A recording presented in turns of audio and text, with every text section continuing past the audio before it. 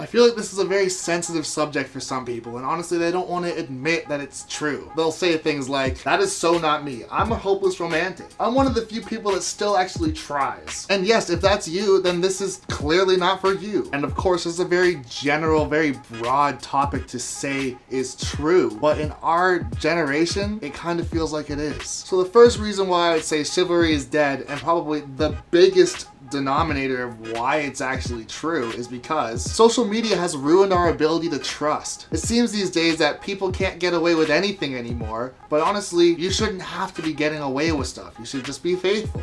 Right? Like, look at our grandparents, for example. Back in the day, if something was broken, what would they do? They would fix it. Now fast forward to 2016, what do? If something is broken, we just get a new one. Oftentimes, the thing doesn't even have to be broken and we'll still get a new one. The demographic has changed. Nowadays, nobody really wants to be serious. It's almost like people get into a relationship to say, all right, now that we're both semi-committed, let's see who can get out first without being hurt. And now that we have so many potential avenues through social media, there are just way too many options. Like, we have Tinder, Bumble, Plenty of Fish, Lavu, and a bunch of other apps and websites and stuff that allow us to always have options. And of course, back in the 40s, 50s, 60s, 70s, they didn't have those options. So of course they wanted to try and make things work. That's just what you did. But now it's like, if this fairy tale isn't going absolutely perfect, I'm out. And it's sad. Not to mention, relationships are getting ruined by catching each other in lies all the time. Like saying you're in one place and then your friend or somebody else will upload a picture on Instagram or on video on Snapchat and you're in the background or you're in the picture and now you're busted. Like Instagram and Snapchat exposing every surprise. Relationships ruined, catching each other in lies.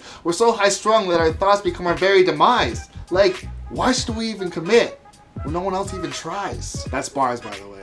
And for those people that do commit in this day and age, their friends are always on their back saying like, why are you still sticking around in this bad relationship? This person's not good for you. You should just get out of this as soon as possible. And we criticize each other for trying to make things work. Just think if that's how it was back in the day. If our parents criticized one another for how bad relationships were going, maybe you wouldn't have been born. But now we have the audacity nowadays to say jump from relationship to relationship to relationship until you find the perfect one. But no one ever stops to think that for maybe a second, the common denominator in every relationship that you are in is you. Nobody wants to work on themselves. Everybody wants to find Mr. or Mrs. Perfect. And of course, nobody is perfect, but instead of trying to find perfect, why don't you strive to at least try and be perfect, or as close as possible. Like, go that extra mile. Do those cute things for your girlfriend that you see in the movies, or do those things for your boyfriend that you think would make him love you forever. Nobody's doing these things anymore. Everyone wants these things just done for them. And because nobody's willing to do any of these things anymore, we find ourselves coasting. And by coasting, I mean people are talking to 10 to 15,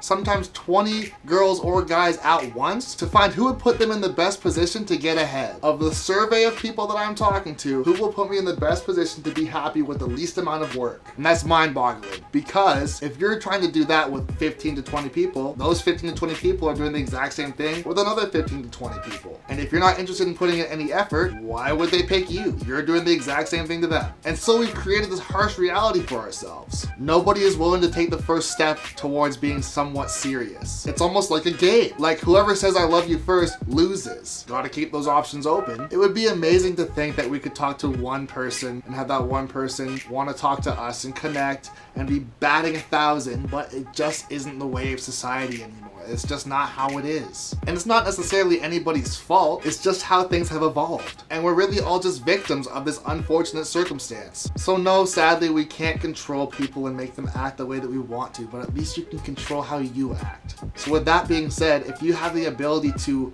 bring more to the table or be a better person, then try. Try every single day. And yeah, it might not feel like it's worth it, at least not right now. Honestly, it's a lot of work, but eventually it will pay off, because you playing small does the world no good. So that's it for this video. Honestly, this is definitely one of my deeper videos, not gonna lie. Not so lighthearted like the other ones, I'm sure. But if you did enjoy it, be sure to check out the other videos on my channel. Please like and share. Every single like, every single share is greatly appreciated, and it helps me out more than you know. And subscribe if you are new. And until next time, peace. There are chances, or it might even be that if you go and approach this person, you would be at a loss for words and you just feel like an idiot. However, have you ever thought that maybe people actually think that about you? Shit. It's been said that you can tell if somebody is attractive in under